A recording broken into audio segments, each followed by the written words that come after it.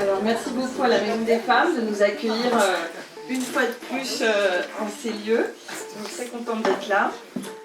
Nous avons ce soir 4 invités. Le 22 novembre aujourd'hui, le 26 novembre 1974, il y a presque 50 ans, c'est Simone Veil qui prononçait à l'Assemblée nationale le fameux discours pour la loi en faveur de l'avortement.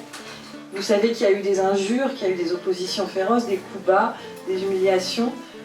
La loi sera quand même adoptée et pour une durée expérimentale de 5 ans, je l'ignorais et je ne suis pas sûre qu'il y ait d'autres lois qui étaient comme ça mises en place avec autant de précautions d'un gouvernement.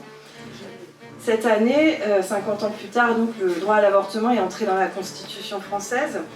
C'est un gage de pérennité, on peut s'en réjouir. En même temps, c'est un peu inquiétant aussi. On a l'impression peut-être que c'est une précaution prise face à un droit qui ne cesse de reculer partout dans le monde. Et c'est comme ça qu'on se retrouve en Pologne, aux États-Unis, avec des femmes qui aujourd'hui ont moins de droits que leur grand-mère. Rien n'est jamais acquis, on le sait, donc le combat continue. Et on est aujourd'hui dans un pays où 240 000 avortements ont lieu chaque année.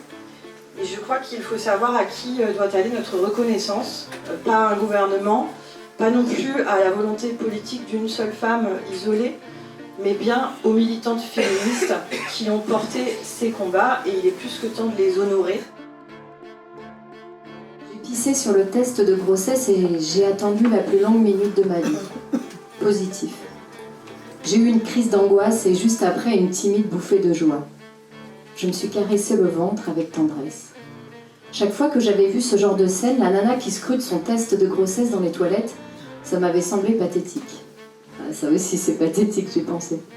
Même si pour être honnête, j'ai l'habitude d'être pathétique. C'est peut-être pour ça que je m'identifie à des personnages comme Jessica Jones ou Penny Lane.